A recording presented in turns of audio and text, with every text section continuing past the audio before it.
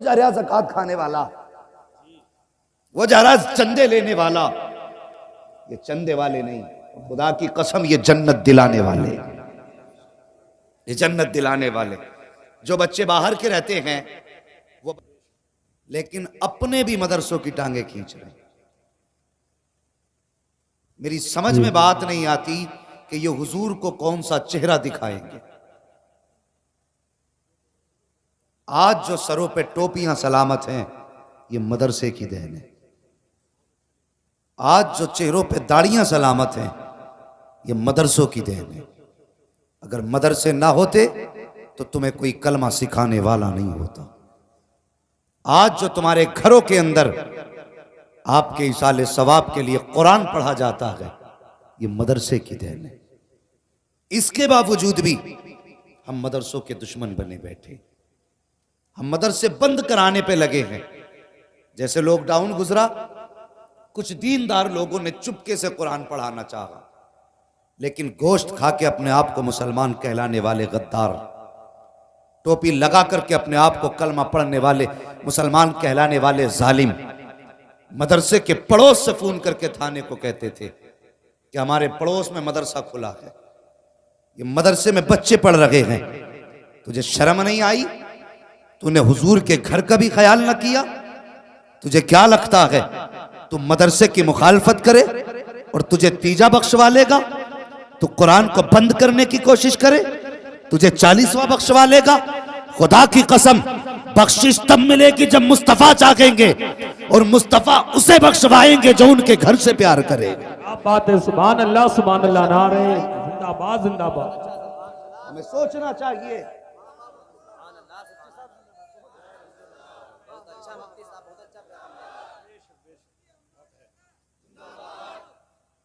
और सुन लें, जो भी इस तरह के जालिम समाज में हैं, कान खोल के सुन लें, तुम्हारे जैसे अगर हजारों भी पैदा हो जाएं, कुरान के बढ़ते कदमों को कोई नहीं रोक सकता है, कोई नहीं रोक सकता। अगर रब चाहेगा तो बच्चे मां के पेट से कुरान लेके पैदा होंगे। हाँ, आज ये क्या इनकी पावर है, औकात क्या जो कुरान मिटाने की बात करते हैं। जब अंग्रेजों का दौर था और पूरी हिंदुस्तान पर तसल्लुत था उनका, उन्होंने कसम खाई थी जहां भी हिंदुस्तान में कुरान के नुस्खे मिलेंगे, नुस्खे जो लिखे हुए कागजात में हैं, ये लिखा हुआ कुरान मिलेगा, हम इसको लेंगे दरिया में डाल देंगे, ताकि ना कुरान होगा ना कुरान पढ़ने वाले रहेंगे। ये अंग्रेजों की प्लानिंग थी। हर मदरसे पे जाके छापा मारा, कुरान लिया दरिया में डाला, मस्जिदों में गए कुरान लिया दरिया में डाला, खानकाहों में गए कुरान लिया दरिया में डालते चले गए। तलाश करते करते एक मजजूब की चौखट तक पहुंच गए। जाके कहने लगे, बाबा क्या आपकी कुटिया में कुरान है कि नहीं? उन्होंने मुस्कुरा के कहा, क्या करोगे कुरान का? कहा हमने कसम खाई है कि मुसलमानों की किताब कुरान को दुनिया से मिटा देंगे। कहा कैसे मिटाओगे? कहा जितने नुस्खे मिले हैं सबको उठा के दरिया में डाला है, हम जहां जहां कुरान मिलेगा उठा के दरिया में डालेंगे, ताकि कल कोई कुरान पढ़ने वाला ना हो। इतना सुना जलाल आ गया अल्लाह वाले को। एक बच्चा सामने से गुजर के जा रहा था, आवाज थी, बेटा कहाँ जा रहे हो? कहा जी मुझे काम है, घर जा रहा हूँ। कहा बेटे क्या तुझे कुरान आता है? बच्चा कहने लगा नहीं, कभी मदरसे नहीं गया, कभी उस्ताद के पास नहीं बैठा, कभी कुरान देखा नहीं। आप फरमाने लगे, बेटे ये कुरान मिटाने की बात कर रहे हैं, ये कहते हैं कि ये कुरान लेकर के दरिया में डालेंगे ताकि दुनिया से कुरान खत्म हो जाए। बच्चा देख के मुस्कुराने लगा। उस अल्लाह वाले ने कहा, बेटे कुरान पढ़ के सुना। बच्चे ने कहा जनाब जब मदरसे नहीं गया तो कुरान कैसे सुनाऊं? एक निगाह अल्लाह वाले ने सर से पैर तक डाली, कहा कुरान पढ़ना शुरू कर। फिर बच्चे ने पढ़ना शुरू किया, एक पारा पढ़ा, दूसरा पारा पढ़ा, तीसरा पारा पढ़ा। उसके बाद अल्लाह वाले ने कहा, ठहर बेटे। बच्चे को छुपाया, अंग्रेज की तरफ देखा कि सुनो तो सही, जो नुस्खे कागजों में है उन्हें तो दरिया में डाल सकते हो, जो इनके सीने में रखा हुआ है उस कुरान को कैसे निकालोगे? तो अंग्रेज ने कहा था जरूरत पड़ेगी तो सर काटते जाएंगे, कुरान मिटाते जाएंगे। अल्लाह वाले ने कहा तुम सर काट के मिटाते जाओगे, हम नजरें डाल के हाफिज कुरान बनाते जाएंगे। बाबा नारे तकबीर, नारे रिसालत, मसलके आला हजरत, अजमत कुरान, हजरत अल्लामा मुफ्ती हम्माद साहब किबला जिंदाबाद भी जिंदाबाद। सुभान अल्लाह इतनी माशाअल्लाह। आसानी से कुरान रुकेगा तो नहीं। अल्लाहू अकबर, ये रब का कलाम है। अगर तेरा मेरा घर का लिखा हुआ संविधान होता तो 5 साल में बदल लेते, 15 साल में बदल लेते। 1400 साल बीत गए। जो नुक्ता 1400 साल पहले जहां था आज भी वही है। जो जबर 1400 साल पहले जहां था आज भी वही है। खुदा की कसम, ये कुरान यूं ही हम तक नहीं पहुंचा। हमारे इस समाज में कितने लोग ऐसे भी होंगे, बुरा ना मानना, ये हर घर की कहानी है, हर घर की कहानी है। अगर अभी कड़वा लगे तो कल सच लगेगा। कितने लोग हमारे बीच ऐसे हैं, इन्हें पढ़ने वाले बच्चों को देखते हैं और देखते हैं बड़ी हिकारत की निगाह से, बड़ी हिकारत की निगाह से। ए बेटे पीछे हट, चलो हटो, तुम्हारा क्या काम।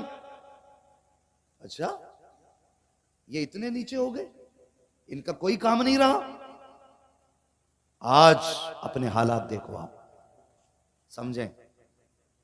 हमें मदरसे के बच्चे सिर्फ तीजे वाले दिन याद आते या 40वें वाले दिन याद आते।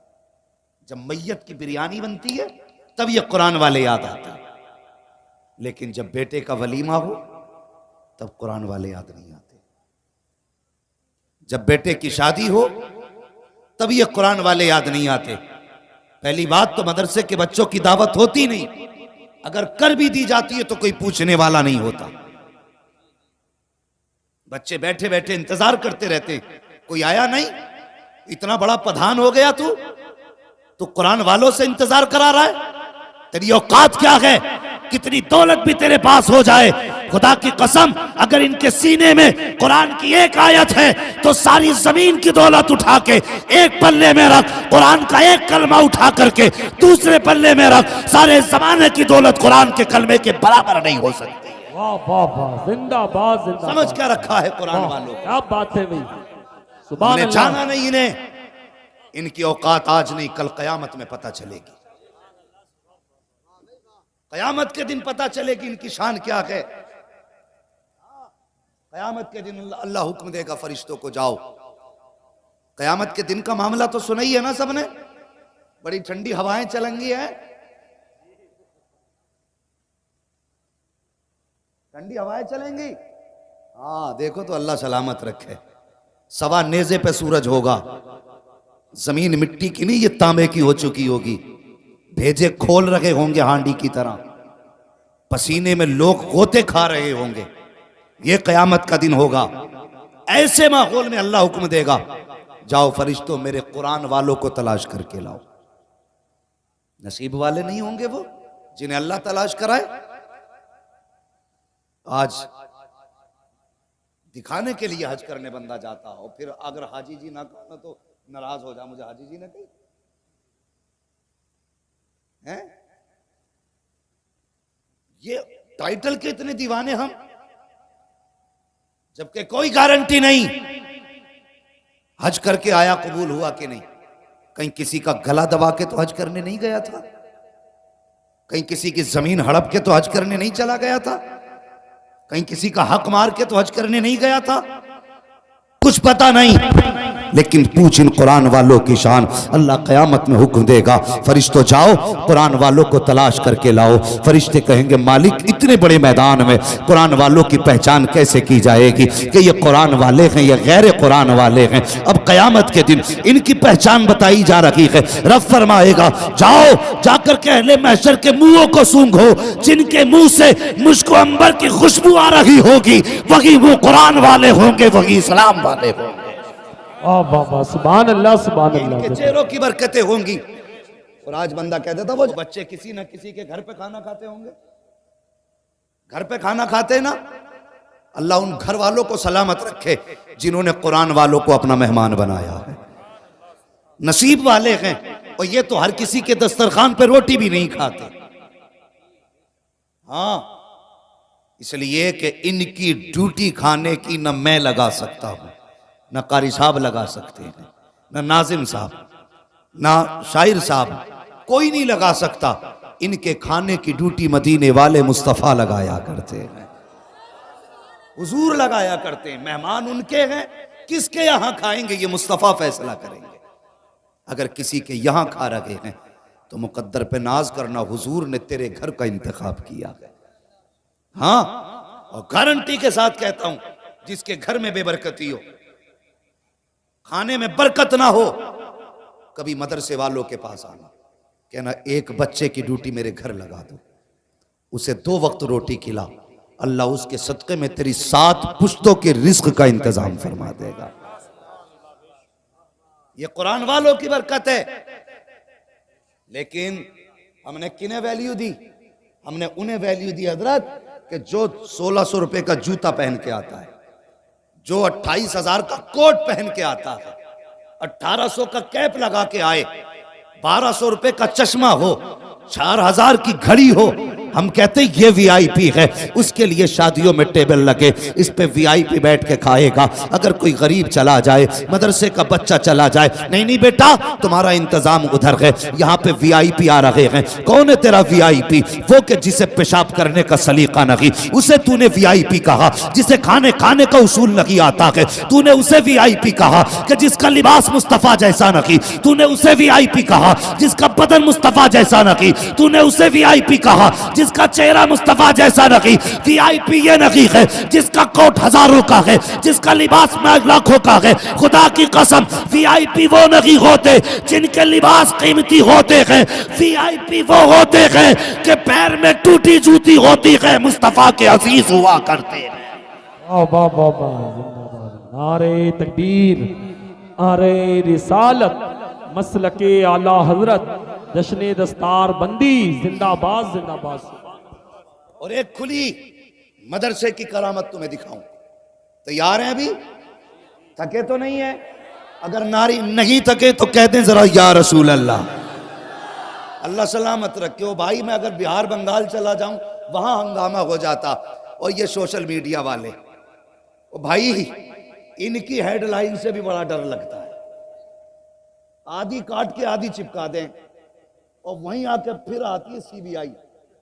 अच्छा, अगर मैं तुमसे ये कहूं कि मैं तुम्हें एक बरकत का बम दूं, तो सोशल मीडिया वाले, कैमरे वाले हेडलाइन डालेंगे, मुफ्ती साहब ने फला गांव में कौन सा बम दिया था। ना बरकत का लगाएंगे ही ना, कौन सा बम दिया। हाँ, तो ये जरा भाई, आप अगर कैमरे वालों अगर कुछ लिखा करो तो सच लिखा करो, खाली व्यूज के चक्कर में मुसीबतें न पालना। सुने मेरी बात, मैं एक खुली करामत मदरसे की बता। आपके मदरसे में बच्चे पढ़ते हैं ना? कितने बच्चे होंगे किबला? सारे बच्चे 100 बच्चे माशाअल्लाह। अल्लाह पूरे गांव वालों को सलामत रखे।